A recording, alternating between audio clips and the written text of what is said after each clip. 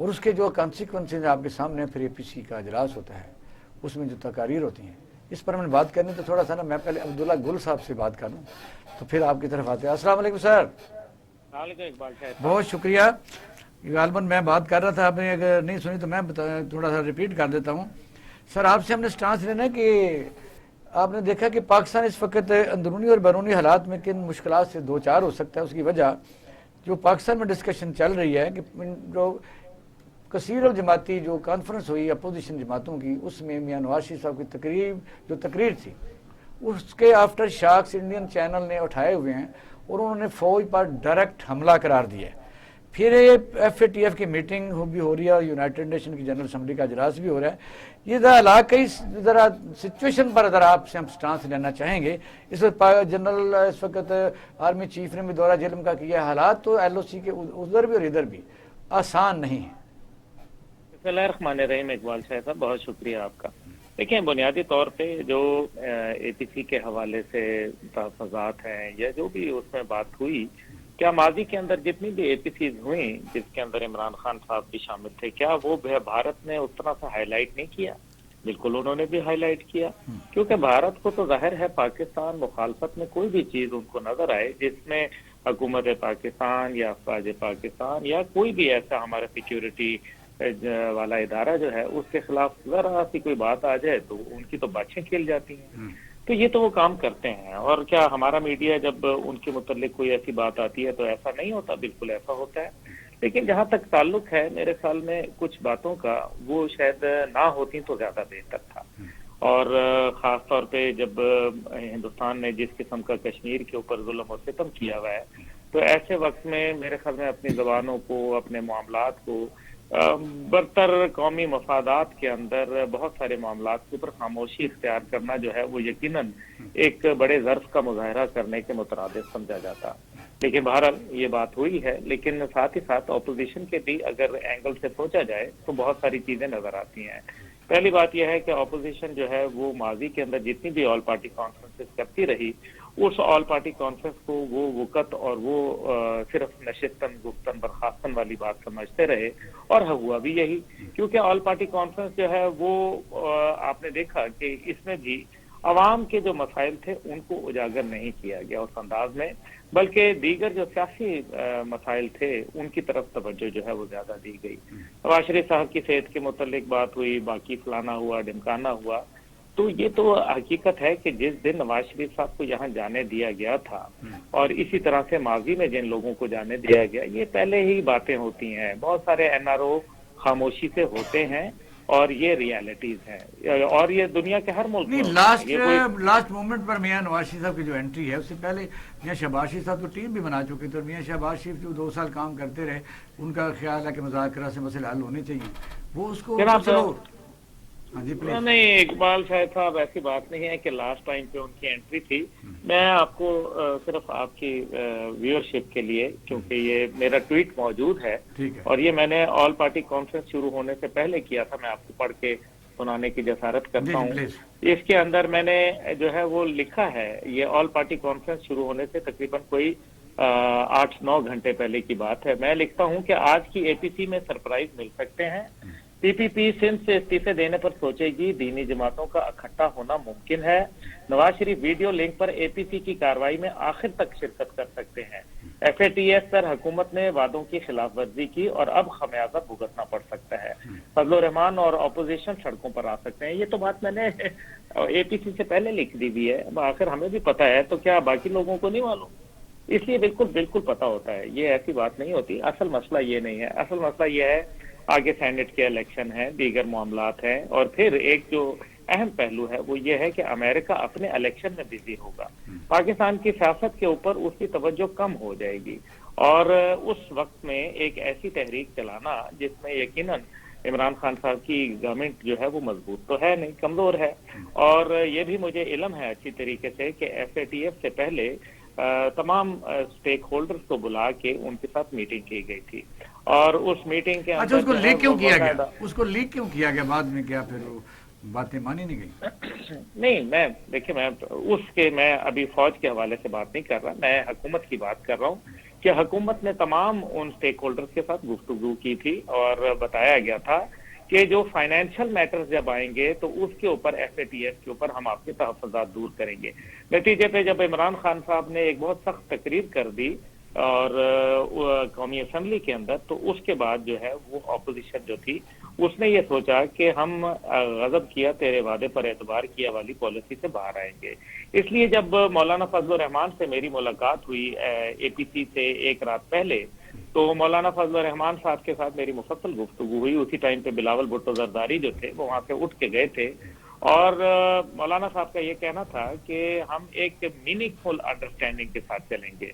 یعنی کہ انڈرسٹینڈنگ تو پہلے بھی ہوتی تھی، جب بلاول صاحب نے کہا کہ جی ہمیں انڈرسٹینڈنگ ڈیولپ کرنی چاہیے، تو مولانا کا یہ کہنا تھا کہ ہمیں آپ اس کو بھی ذرا اس پر بھی اپنا سٹانس دے دیں کہ اسمبلی میں چلو بل تو پاس ہو گیا، تو اس میں اپوزیشن نے اس میں اپنا فائدہ اس کو ہوا ہے یا نقصان ہوا ہے؟ ظاہر پاکستانی قوم سمجھتی ہے کہ نیشنل ایشو تھا. نہیں، کوئی نیشنل ایشو کی بات نہیں ہے. میں تو معذرت چاہتا ہوں، لیکن میں FATF کے اوپر بڑا واضح میرا موقف ہے اور میں آپ کو اپنا موقف سے اضاء کر دوں، اس کے بعد پھر ہم آگے بھی چل سکتے ہیں. اس کے اندر میرا موقف جو ہے وہ بڑا سمپل سا ہے کہ جب کسی ملک نے FATF کا قانون ہی نہیں بنایا تو پھر پاکستان کو ہی کیا پڑی تھی کہ ایک ہی دن میں قومی اسمبلی اور سینٹ سے جو ہے وہ بل پاس کروا لیا. پھر دوسری بات یہ ہے کہ اپوزیشن کے تحفظات دور کرنے کے لیے شاہد صاحب کہ مجھے یہ بتائیں کہ کوئی ایک بھی کمیٹی تشکیل دی گئی؟ چاہے غلطی ان کے تحفظات ہیں، جھکی مار رہے ہیں، لیکن کیا کوئی کمیٹی تشکیل دینی چاہیے تھی یا نہیں دینی چاہیے تھی؟ اور اگر نہیں دی گئی تو اچھا تھوڑا سٹانس پھر اپنے مہمانوں سے بھی لے لیں پھر بات کو، چونکہ جی میں ایک اس بات کو اگر مکمل پلیز مجھے کوئی بات نہیں، آپ لائن پر ہیں گے، بات کر لیں. برٹش ورجن آئرلینڈ کو اگر آپ دیکھ لیں، جرسی کا ہے، کیمن ہے، جبرالٹر ہے، گرنسی ہے، جس میں $129 بلین جو ہے لوٹڈ منی پڑی ہوئی ہے. یہ وہ بات ہے جو خود ان کی حکومت تسلیم کرتی ہے. کیا انہوں نے FATF کو قبول کیا؟ اسی طرح کرپشن واچ کے مطابق نہیں، اسے قبول کرنا کہاں سے آ گیا؟ اگر ایران یا شمالی افریقہ جو ہے وہ بلیک لسٹ میں آتے ہیں تو ان کی یعنی فلائٹس روک لیتے ہیں، ٹریڈ نہیں کرنے دیتے. کمزور ملک تو پھر ایسے ہی ہوتے ہیں. اگر امریکہ کو افیکٹ کرتا ہے تو اسے کون روکنے والا ہے؟ کمزوری تو پھر آپ کے ارادوں میں، اگر نیوکلیر رہ کے بھی ہم کمزور ہیں تو پھر میرا خیال اللہ رحم فرمائے. اگر $800 بلین کرپشن واچ کے مطابق برطانیہ میں جو ہے وہ کرپشن کا پیسہ جو ہے لوگوں کا ہیج کیا جا رہا ہے، ویٹو پاور بھی تو ان کے پاس ہے، ہمارے پاس تو نہیں ہے.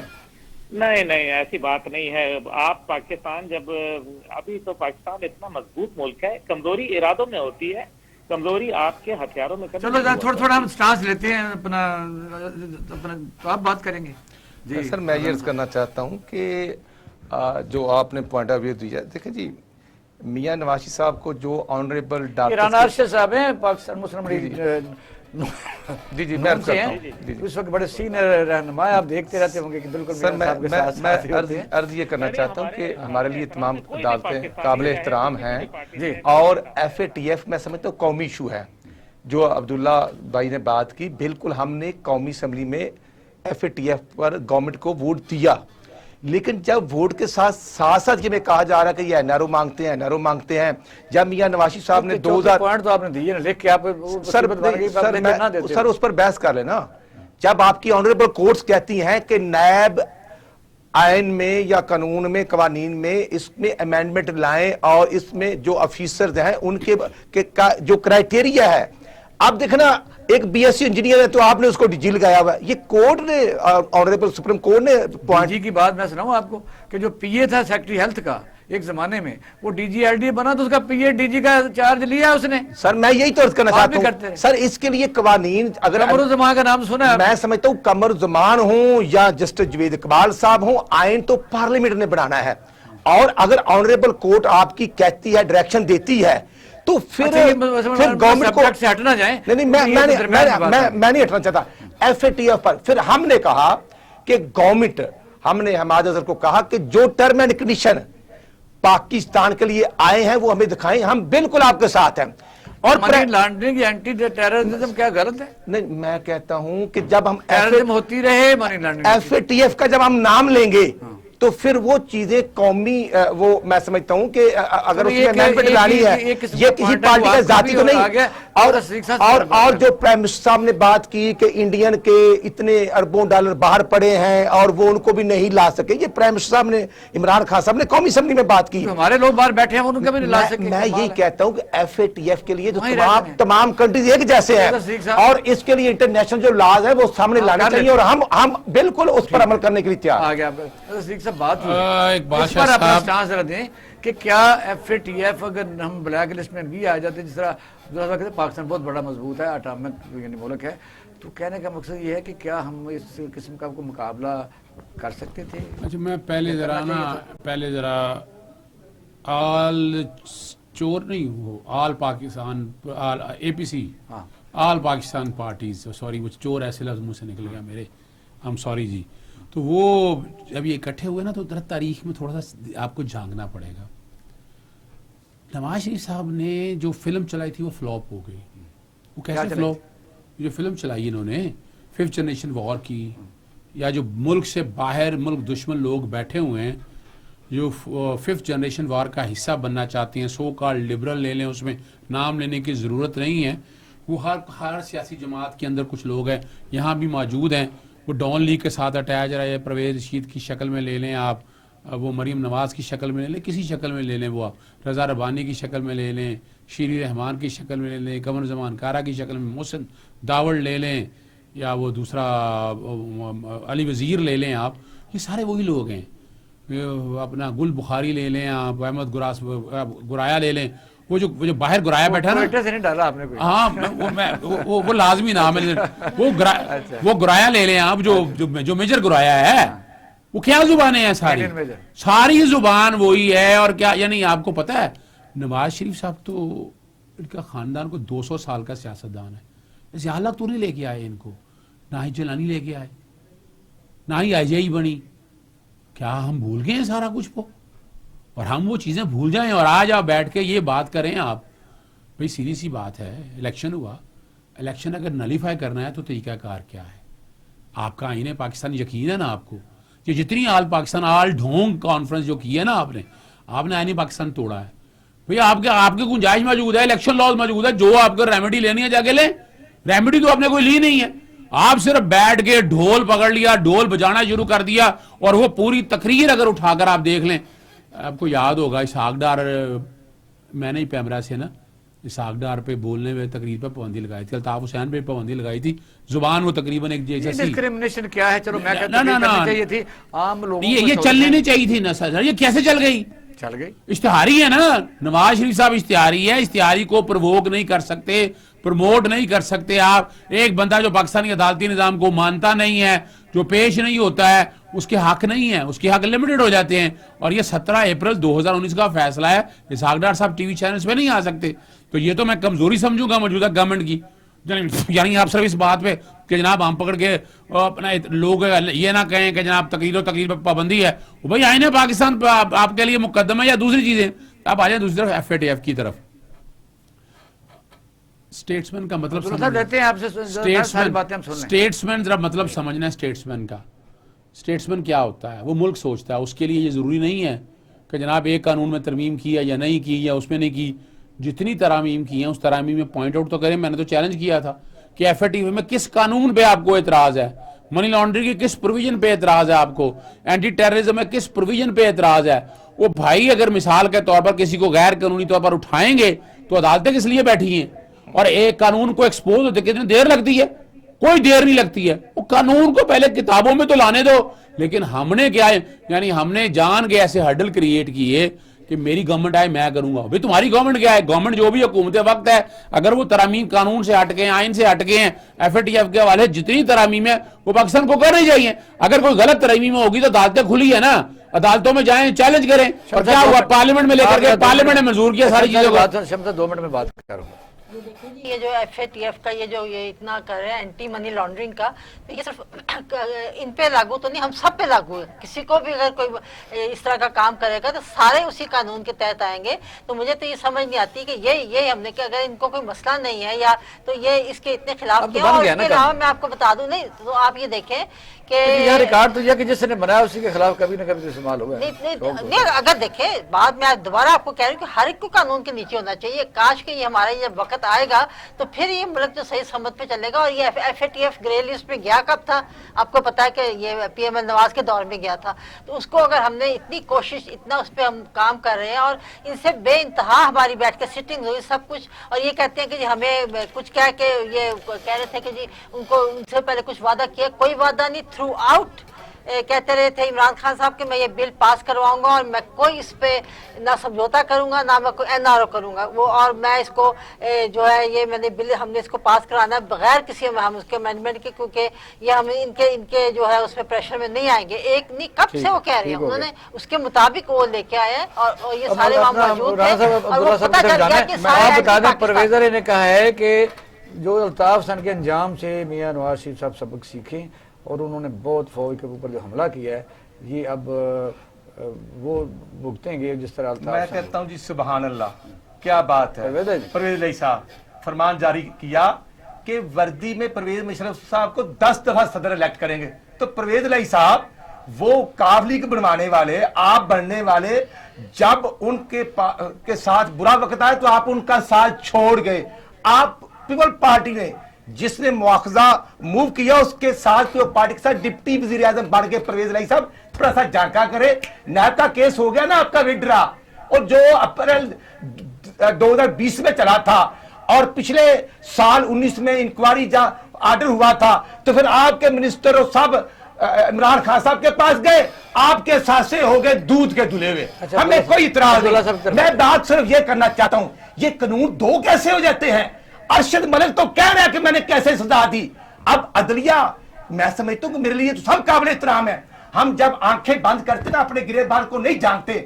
یہ بھی دیکھنا چاہیے کہ 13 جولائی 2018 کو مریم بی بی اپنی ماں کو موت و یاد کی کش میں چھوڑ کر ایک گولڈ میڈل دے رہے ہیں اور میاں نواز شریف بھی آئے اور یہاں ایک ان کا بگ باس پرویز مشرف گولڈ دے رہے ہیں. ان کی زبان لڑکھڑاتی ہے. پرویز مشرف کا نام نہیں آ گئے.